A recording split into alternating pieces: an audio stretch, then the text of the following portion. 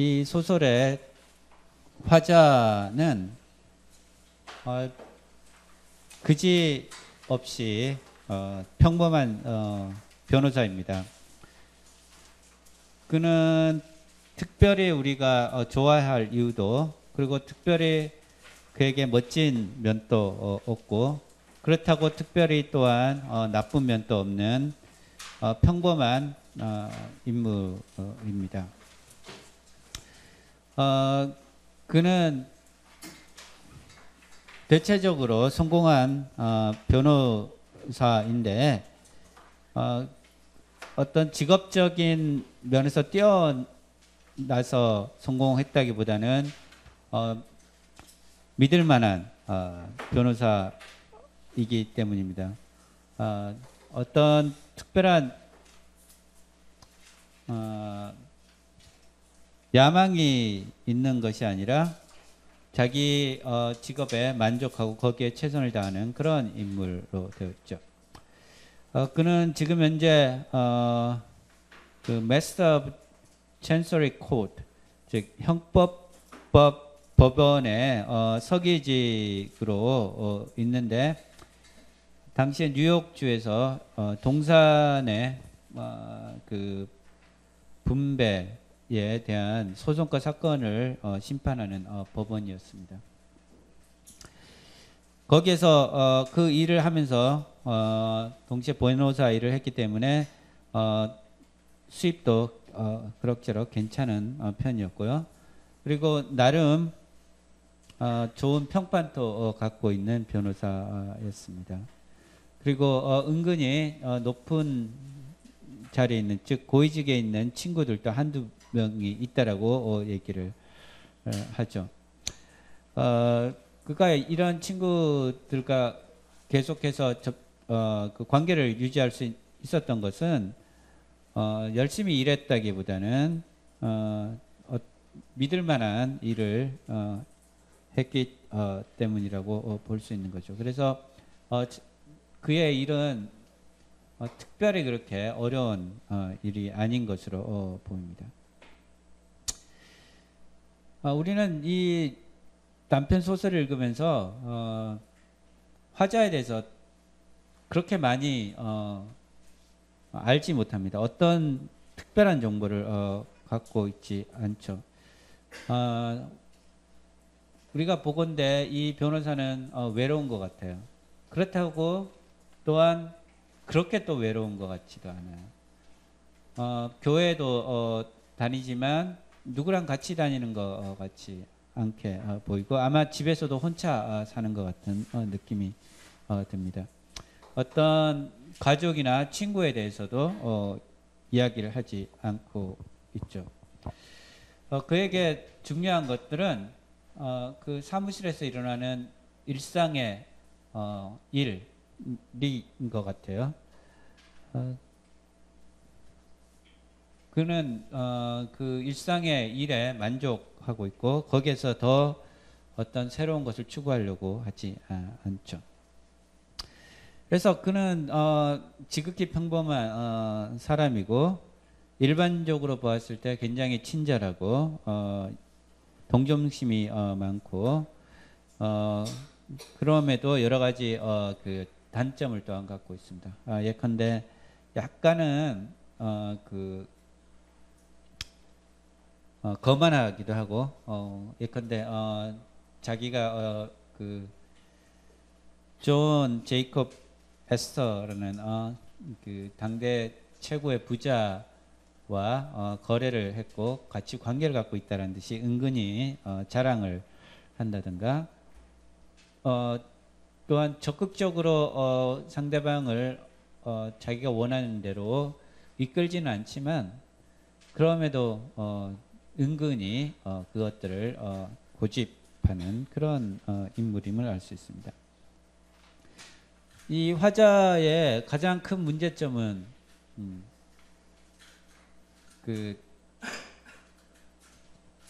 자기 직원들하고 부딪히지 않으려고 하는 거라고 할 수 있습니다. 그에게는 아주 독특한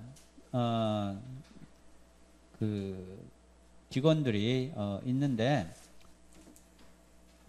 예컨대 터키나 리퍼 같은 경우에는 굉장히 특이하고 그래서 그 견디기가 힘든데도 불구하고 이들을 해고하는 것이 더 불편하기 때문에 참고 견디고 나름의 어떤 그 논리를 세워서 이들이 유용하다라고 생각을 하게 됩니다. 그래서 변호사면 항상 이런 문제에 부딪혀서 그것들을 해결해 나가야 됨에도 불구하고 이 화자는 그런 능력이 떨어짐을 우리는 알 수 있습니다. 더욱이 바틀비와 관련해서는 바틀비를 사무실에서 쫓아내는 대신에 자신이 그 사무실을 옮기는 쪽을 도려 택하면서 그의 그 갈등을 피하려고 하는 성격을 드러내 줍니다.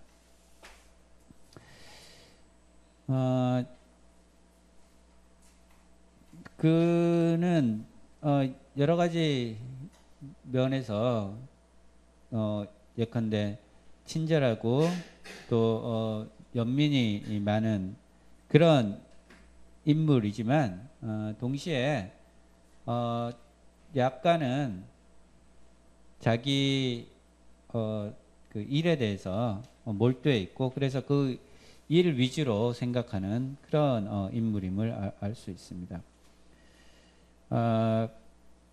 마지막에 바틀비에게 자기 집에 와서 같이 사는 것이 어떻겠냐고 그 제안을 하는데 이런 것은 어쩌면 여러 가지가 있겠지만 이 화자가 변호사로서 홀로 있는 것을 두려워해서 그랬을지도 모른다라는 생각이 듭니다. 그래서 이 화자는 혼자 있는 걸 싫어하고 누구랑 부딪히는 걸 싫어하는 성격이고 연민이 많고 착하긴 하지만 그 어떤 그 야망이 없고 그냥 그 자기 일에 충실한 그런 인물로 그려지고 있습니다. 다음으로 바틀비인데요.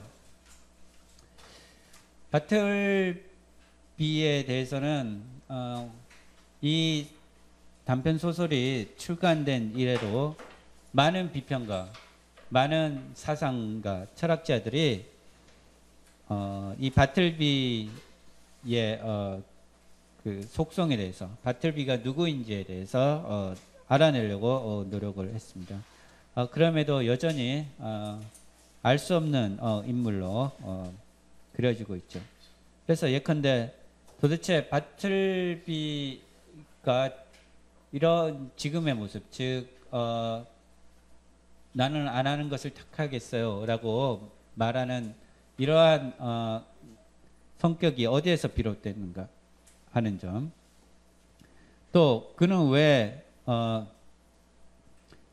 그 사무실에서 일하는 것에 대해서 타협하지 않고 더 나아가서 사회와 타협하지 않았는가, 그리고 그가 택하려고 했던 것은 무엇인가 등등 우리는 수많은 의문을 갖지만 이것에 대한 명쾌한 해답을 갖지 못하죠. 더군다나 바틀비에 대한 그 성격은 화자의 관점에서 제시가 되는데 이 화자조차도 바틀비에 대해서 우리에게 많은 정보를 제공하지 않습니다. 우리가 알고 있는 유일한 것은 그의 얼굴이 시체처럼 창백하다라는 것, 그리고 홀로 소외됐다라는 것 등등 뿐입니다. 실제로 바틀비는 굉장히 육체적으로 그 연약한 인물임에도 불구하고 정신적으로 의지는 굉장히 강한 인물입니다. 그가 소극적으로 그 자기에게 요구된 것을 하지만 거부하는 것은 어느 누구도 그것을 꺾을 수 없는 강인함을 갖고 있죠. 물론 그것 때문에 결국에는 그 비극적 인물이 되지만 말입니다.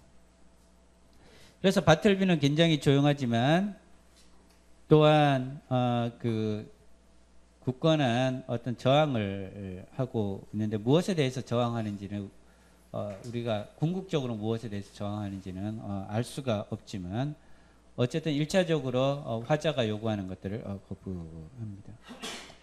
그런데 화자가 이런 거부에 대해서 때로는 불쾌감을 느끼는데 물론 바틀비가 거절하는 방식은 굉장히 공손하고 또 예의 바른 것이죠. 그럼에도 거기에 대해서 모욕감을 느끼는 것은 일단은 자기의 명령이 먹히지 않는다라는 것, 그리고 그 일을 하지 않는다라는 것, 이런 것 때문이겠죠. 그렇지만 더 근원적으로는 바틀비가 도대체 무엇을 원하는지 알지 못하기 때문이죠.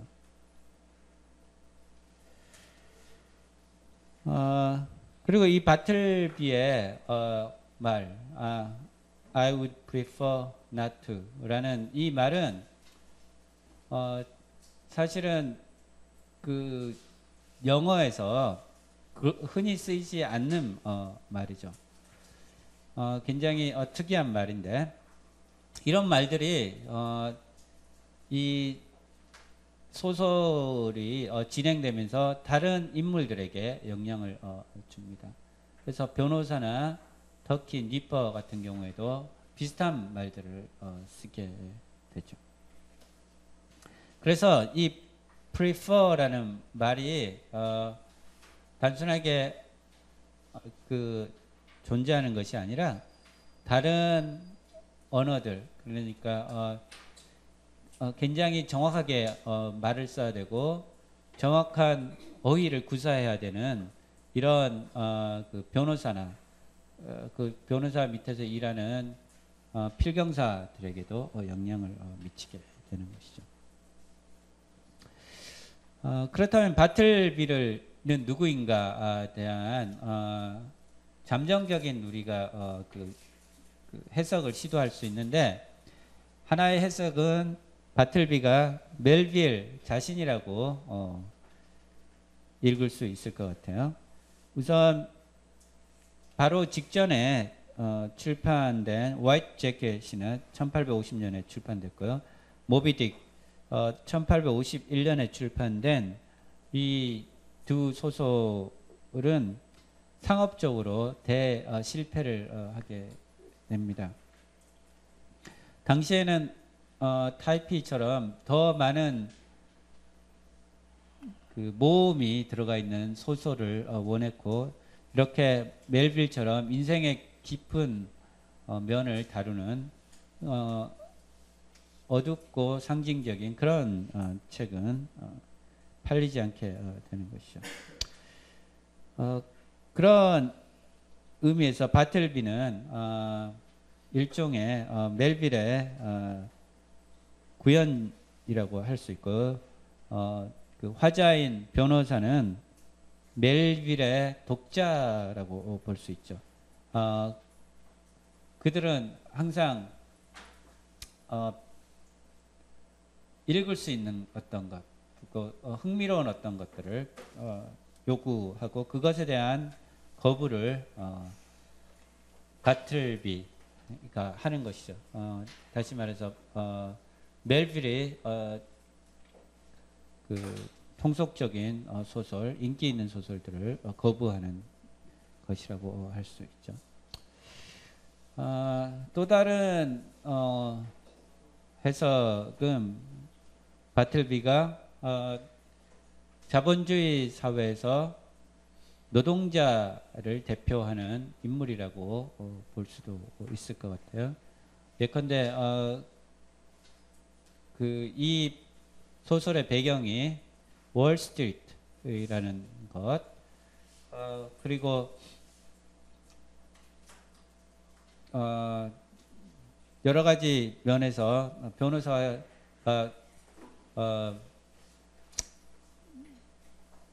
친절하고 연민이 있음에도 불구하고 나중에 자기 그 사업에 일에 방해가 됐을 때는 결국은 사무실을 옮기는 그런 결심을 하게 되는 것 등등. 그리고 맨 마지막에 그 바틀비가 감옥에 갔을 때 그 음식을 잘 해달라고 부탁을 했는데 그것을 알든 모르든 그 바틀비는 음식을 거부하고, 그래서 어떤 뭐랄까 그 하나를 주면 하나를 받는 그런 교환을 거부하는 그런 모습을 보여줍니다. 그래서 일종의 그 자본주의 사회를 거부하는 그 노동자의 모습으로 이해할 수도 있을 것 같아요. 화자인 변호사가 바틀비에 대해서 그 해석하는 부분이 이 소설의 결말에 나오는데요.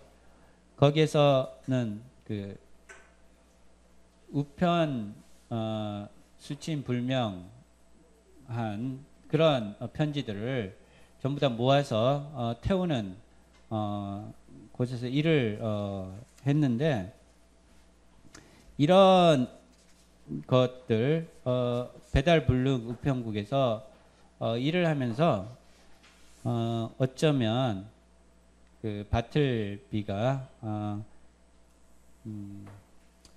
그렇게 그 우울증과 그 고뇌와 또 미침을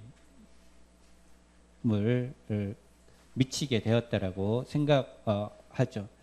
그래서 그 변호사 자신도 바틀비를 나름 이해하려고 노력하고 그 하나의 해석으로서 그 흔히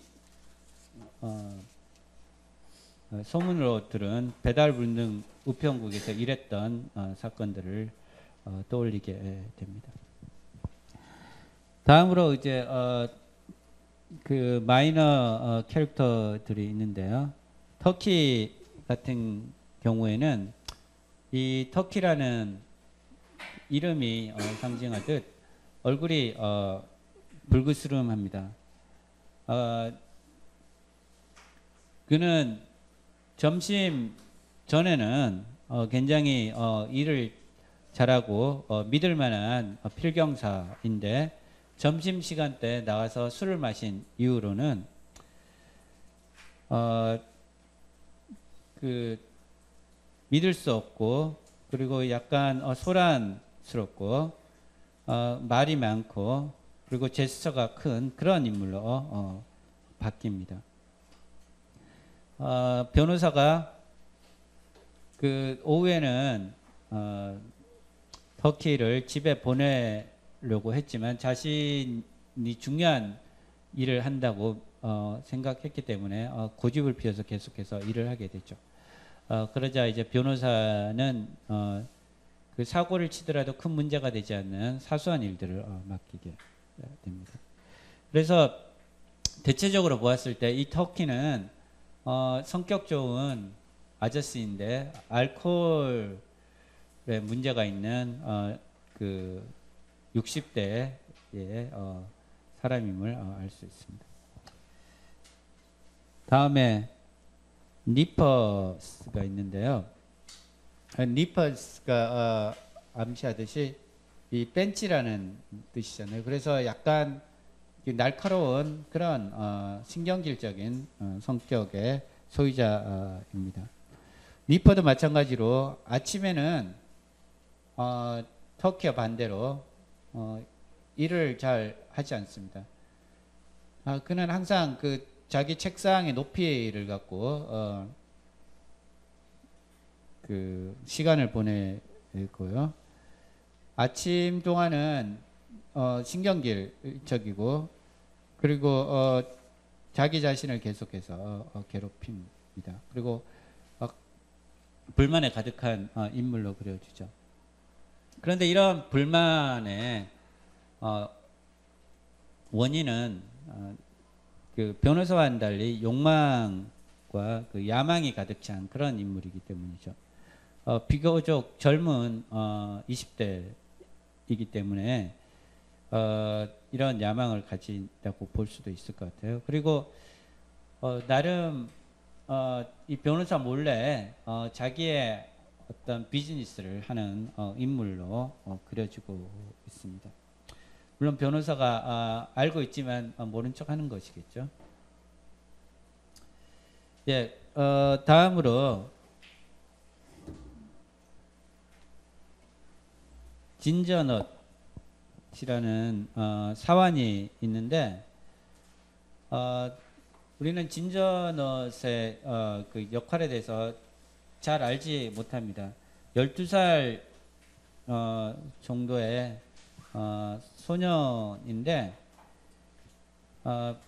대개의 경우 그 심부름을 하고 그 법에 대해서 배우려고 이 사무실에 들어왔음에도 그 이 단편 소설에서는 공부하는 모습을 볼 수가 없습니다. 그가 하는 일은 그 이 필경사들에게 스낵을 가져다 주는 것인데 그 중에서도 진저넛 케이크를 많이 가져다 줬는데 약간 쌉쌀하고 싼 쿠키 같은 것이죠. 그래서 그 이름을 따서 별명을 진저넛이라고 한 것이죠. 예, 다음으로는요. 이 소설에서 중요한 주제라고 할 수 있는 죽음의 문제를 다뤄보겠습니다. 바틀비는 등장하는 순간부터 그 주변에 죽음의 그림자가 드리워진 것처럼 보입니다. 그가 그에 대해서 그 화자는 끊임없이 죽음을 상기시키는 말들을 쓰는데 예컨대 cadavers, 즉 시체와 같다라고 얘기를 한다든가 또는 그의 창백한 얼굴이 그 죽음을 상기시킨다든가 그의 어떤 이상할 정도의 그 차분한 그런 태도 같은 것도 그 죽음을 생각하게 되죠. 이런 태도는 화자에게 연민과 두려움을 동시에 가져다 주게 되고요. 바틀비는 가 하는 일 중에 필경을 거부하고 대체적으로 하는 일은 그 창문을 통해서 바깥을 바라보는 것이죠. 그런데 그 창문 바깥에는 그 빌딩이 서 있었는데 이제 아무것도 보이지 않고 벽만 보이죠. 그래서 그것을 죽은 벽이라고 이제 변호사가 얘기하는데 그것만 이제 계속 바라보면서 있습니다. 그래서 dead wall referee라는 말을 하죠. 그래서 끊임없이 화자는 이 바틀비를 묘사하면서 죽음과 관련된 말들을 이끌어냅니다.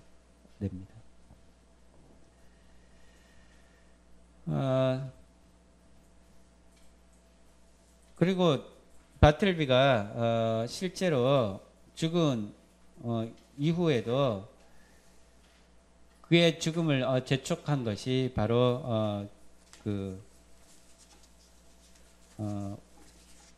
우편국에서 일을 한 그 사건과 관련시킵니다. 즉 주소지에 사람이 없던가 죽었을 때, 사망했을 때 그 편지가 다시 되돌아오고 그것들을 이제 하나씩 하나씩 뜯어서 태우는 역할을 하게 되죠. 그 변호사가 얘기할 때 예컨대 그 누군가의 손에 그 끼워줘야 될 반지가 이미 사람이 죽고 났기 때문에 없다든가, 아니면 돈을 기다리고 있었는데 이미 죽고 나서 너무 늦게 가서 여기서 태운다든가, 아니면 용서한다는 말을 해주고 싶었지만 이미 사망했다든가, 이런 여러 가지 그 결국 인생이란 부질없고 또한 그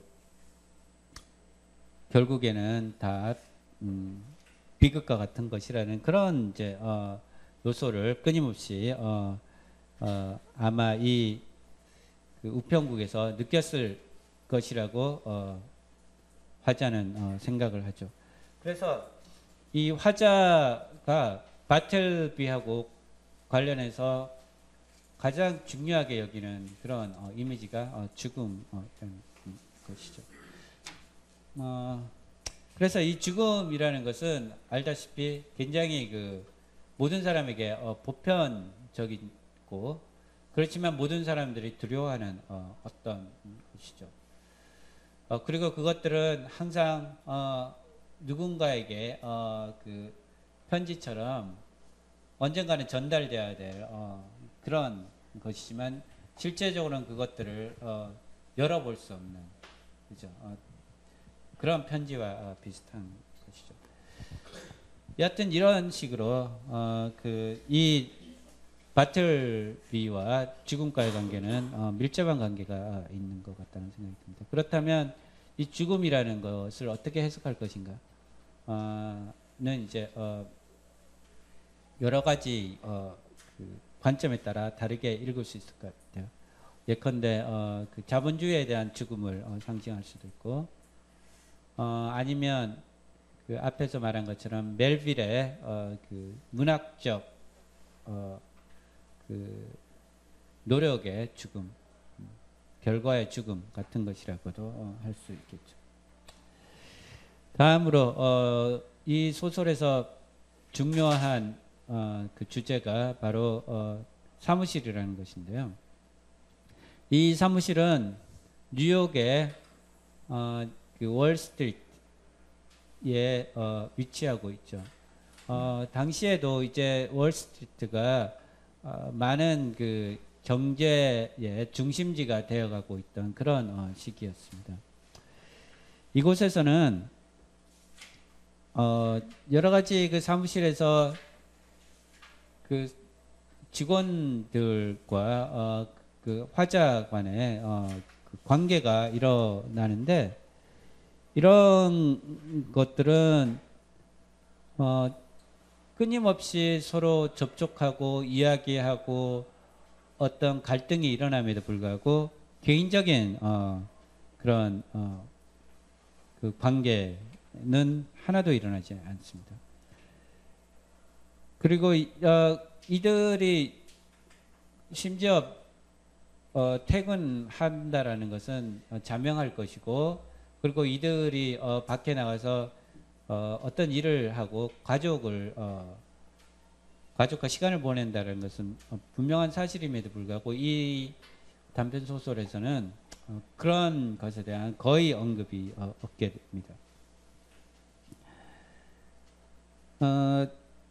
그래서 우리는 이 오피스라는 공간, 사무실이라는 공간 바깥에 있는 것은 거의 무와 같은 상태로 있게 되죠.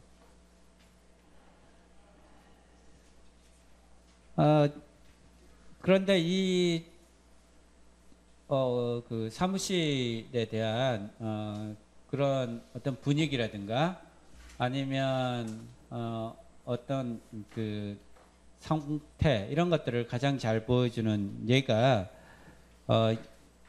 그 변호사가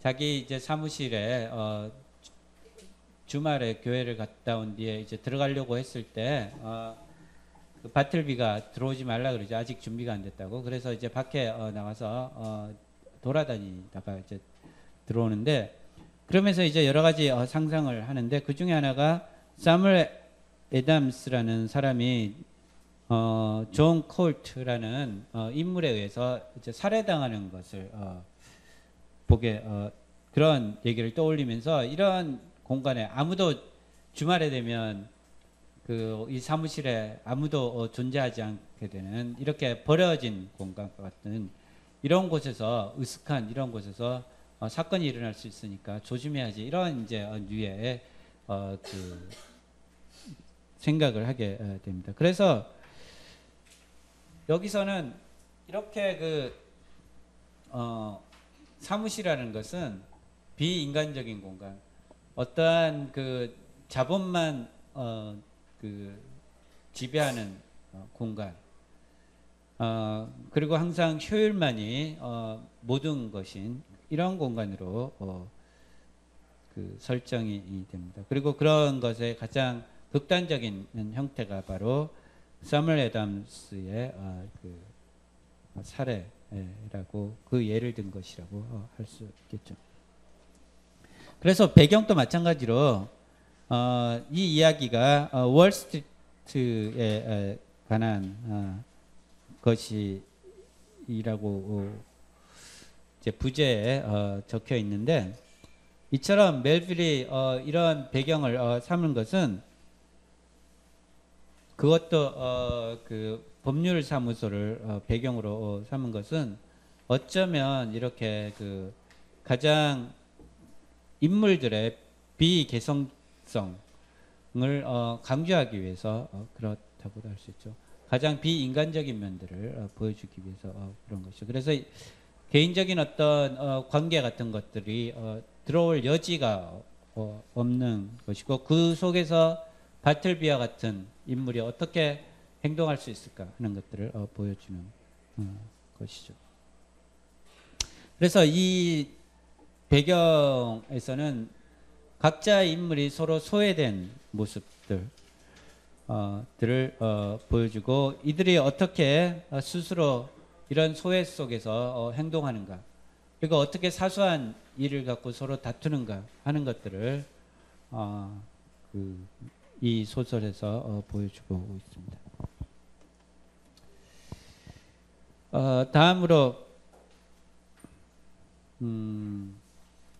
그 관점인데요. 알다시피 1인칭 화자의 관점으로 이 소설은 쓰여져 있습니다. 문제는 우리가 얼마나 이 화자의 말을 믿을 수 있는가 하는 것이죠. 모든 사건들, 모든 그 대화들, 모든 상상들, 이런 것들은 전부 다 화자의 눈을 통해서만 우리에게 전달이 됩니다.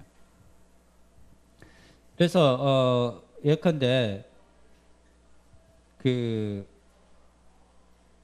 화자가 바틀비를 우리에게 묘사하거나 그의 생각을 우리에게 전달할 때 여전히 모호한 어떤 것으로 전달됩니다. 그래서 이런 바틀비의 모호성이 바틀비 자신이 지니고 있는 어떤 모호성인지, 아니면 화자가 바틀비를 이해를 못함으로써 비롯된 어떤 모호성인지 우리가 결정할 수 없다라는 것이죠.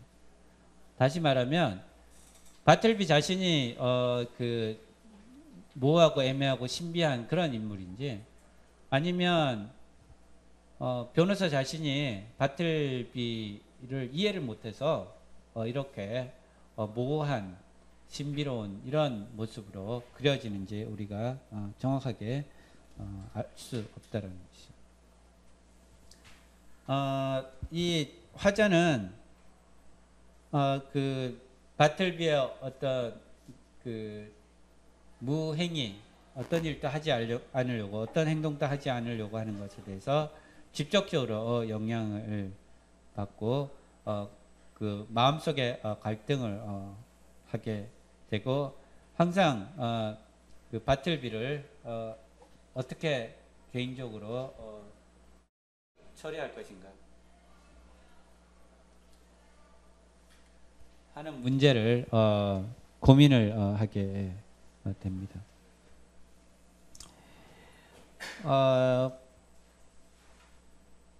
그래서 우리가 그 이 이야기에서 맨 마지막 부분, 그 데드 레터의 부분도 이것을 어떻게 해석하느냐 여부에 따라고 이 이야기를 다른 관점에서, 다양한 관점에서 해석할 수 있을 것 같아요. 이것을 우리가 하나의 바틀비의 성격을 이해하는 도구로 삼을 것인가, 아니면 화자가 바틀비를 이해 못하는 것을 나름 해석하기 위해서 끌어들인 하나의 도구인지, 만약에 후자라고 한다면 그 이유는 무엇인가 하는 것들을 생각해 볼 화자의 어떤 약점 같은 것들을 우리가 알게 됩니다. 또한 가장 이 소설에서 중요한 것은 멜빌의 그 만연차 같은 그런 그 묘사인데요. 서서히 그 묘사하면서 서서히 또 어떤 사건들을 고조시킴으로써 우리가 점차적으로 빠져들 수밖에 없게 하는 그런 매력적인 그 글쓰기를 보여줍니다. 그래서 이 법률 사무소에서 이상하고 외로운 그런 인물인 바틀비를 어떤 사건의 전개를 통해서 점차적으로 그런 그 모습을 명확하게 드러나게 되고 깊이를 더하게 되죠. 그러다가 맨 마지막에 그 절정에 이르러서는 갑작스럽게 이야기를 빨리 전개합니다. 그러므로서 우리가 지금까지 그 다루었던 모든 사건들이 갑작스러운 결말로 인해서 우리가 어떤 하나의 그 페이소스라든가 어떤 슬픔 같은 것들을 느끼게 만드는 것이죠. 어떤 그 예상치 못한 일들, 물론 우리가 그런 것들을 계속해서 예상하고 있었긴 했지만 이렇게 갑작스럽게 다가올 거라고는 생각을 못했기 때문에 이런 일들이 이제 일어나면 그 우리에게 어떤 잔잔한 그 감동을 우리에게 남겨주게 되는 것이죠. 예, 이 소설의 타이틀은 간단하죠. 그 필경사 바틀비 이렇게 이제 쓰여져 있습니다. 모든 이야기 전체가 단순하게 이름만 이야기를 함으로써 우리가 그 이 인물에만 집중할 수 있는 그런 여지를 남겨주게 되죠. 그리고 우리는 이런 인물에 대한 묘사가 전개되면서 바틀비의 행동에 대해서 한편으로는 매료되고 또 한편으로는 그 놀라게 됩니다. 어떤 의미에서는 바틀비는 가장 빠르게 전개되고 가장 바쁘게 움직여야 될 그런 공간 속에서 가장 행동하지 않는 존재, 가장 어떻게 보면 비효율적인 그런 인물로 그려지고 있는 것이죠. 멜빌이 이런 인물을 선택한 것은 어쩌면 이런 그 공간 속에서 드러나는 인물을 강조하기 위해서 그런 것이라고도 볼 수 있을 것 같아요. 그래서 한편으로는 대단히 그 반영웅적인 인물, 즉 어떠한 행동도 하지 않는 그런 인물임에도 불구하고 또 한편으로는 가장 그 영웅적인 내면을 가진 그러한 모습을 우리에게 전달해 줍니다.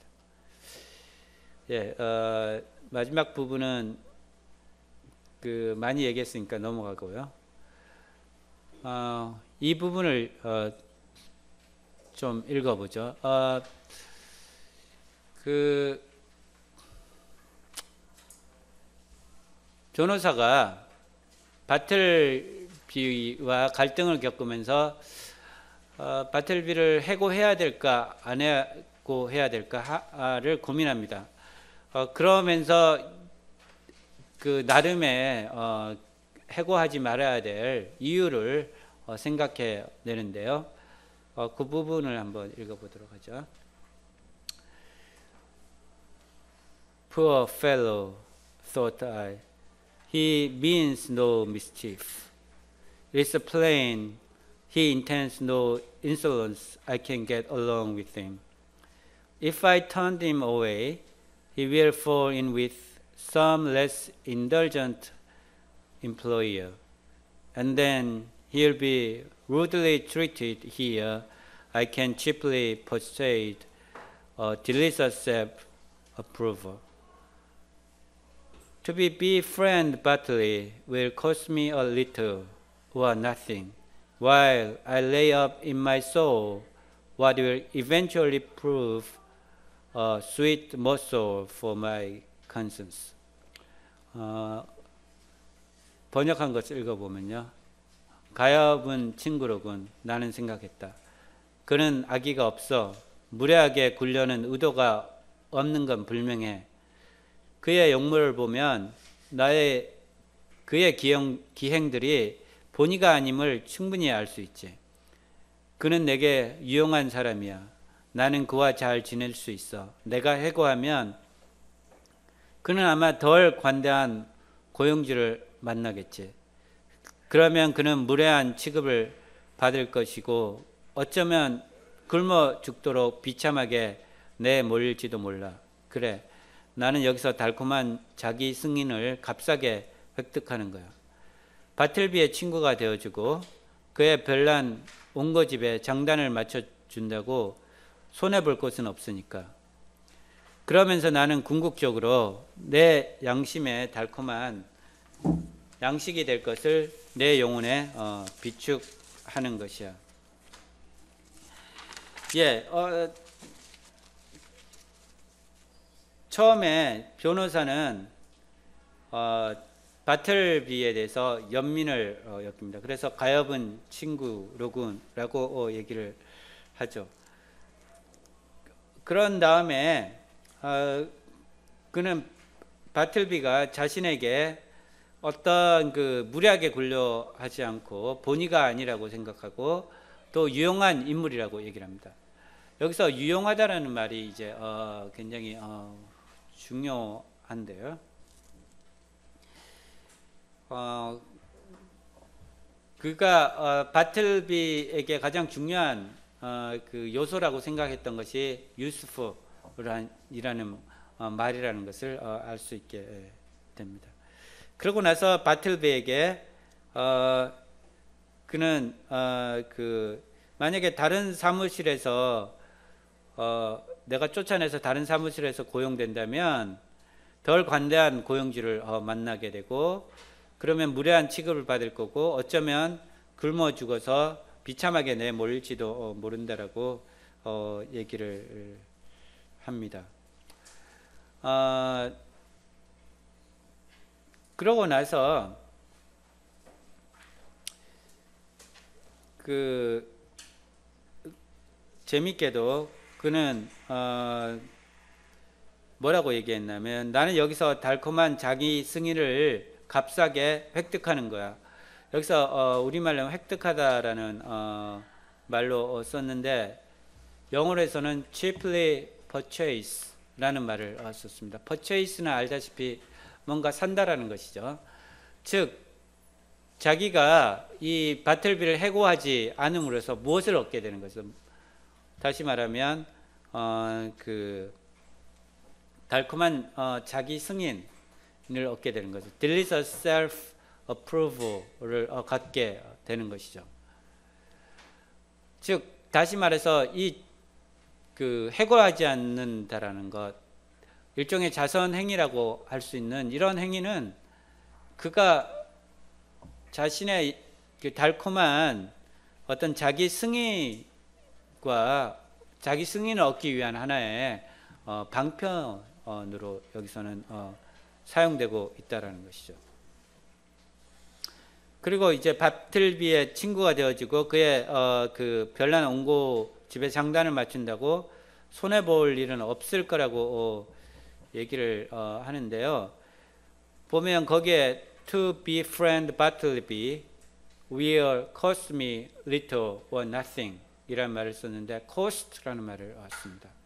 cost라는 말은 비용이 들다라는 뜻이죠.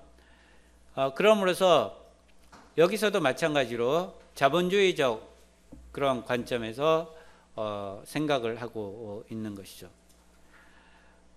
자신이 장단을 맞춰준다고 손해볼 것은 없다라고 생각을 합니다. 자기가 투자해서 별로 손해볼 이유가 없기 때문에 자선을 행하는 것이죠. 그리고 더욱 중요하게는 이런 자선을 행함으로써 자기 영혼의 달콤한 양식을 비축하는 것이 된다라고 얘기하고 있습니다. 그래서 while I lay up in my soul what will eventually prove a sweet morsel for my conscience 라는 말을 합니다. 자선에 여러 가지 이유가 있지만 최소한 이 변호사에게는 영혼의 양식을 쌓는 일이 된다는 것이죠. 즉 이것이 자선이라는 것은 일종의 투자이고 그 투자의 대가를 받는 것이라고 생각하는 것이죠. 순수한 의미에서 자선이 아니라는 것이죠. 우리가 자선에 대해서 여러 가지 관점에서 접근할 수 있는데 항상 자선을 베풀 때 흔히 우리는 내가 자선을 베푸는 사람보다 우월하다는 생각을 갖게 되죠. 그러므로서 그 나름 그 자선의 대가로서 자기의 우월성을 받게 되는 것이죠. 또한 내가 이렇게 자선을 했으니까 얼마나 착한 사람이야 하는 영혼의 어떤 그 양식을 갖게 되는 것이고, 그 다음에 또한 내가 그 자선을 어느 정도 했을 때 손해볼 게 그다지 손해볼 게 없다라는 생각을 하게 되는 것이죠. 그래서 이런 자손의 그 자비 그런 논리는 최소한 그 변호사에게는 대단히 자본주의적인 주고받는 어떤 교환의 법칙에 의해서 그 기능하고 있음을 알 수 있습니다. 그래서 제가 정리를 해봤는데요. 일종의 그 여기서는 물질주의와 소비주의의 관점에서 이 자선에 대해서 이야기를 하고 있고, 또한 비용과 그것의 그 대가의 관점에서 이 자선 행위를 생각하고 있습니다. 그리고 변호사가 그 자기 사무실에서 바틀비가 계속해서 머무르 것을 허용하기로 결심한 해서 그가 굶어 죽지 않게 하는데, 이런 것들은 비용이 들지 않기 때문에 그런 것이죠. 그런데 이제 바틀비가 계속해서 이 사무실에서 아무 일도 안 하고 있었을 때, 다른 변호사들이 와서 이제 바틀비에게 일을 시켰을 때 일을 하지 않고 거부한다든가, 또는 다른 고객들이 와서 이제 이상하게 생각하고, 이런 일들이 반복되자 이제 자신의 어떤 비즈니스에 영향을 미치게 됩니다. 그때서야 비로소 이 변호사는 자신의 사무실을 이전하고 바틀비를 버리게 되는 것이죠.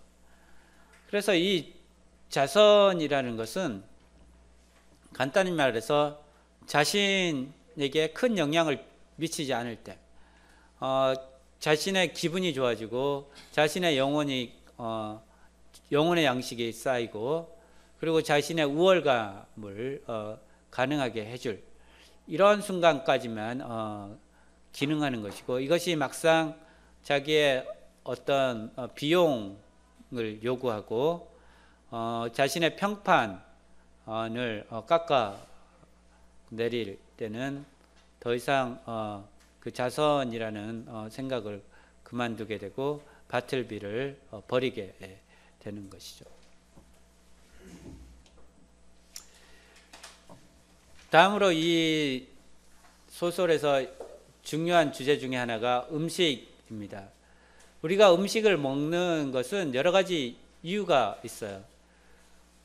첫 번째로 기본적인 그 에너지를 얻기 위해서 음식을 먹습니다. 그렇지만 인간인 이상은 음식을 이런 식으로만 먹는 것에 만족하지 않죠.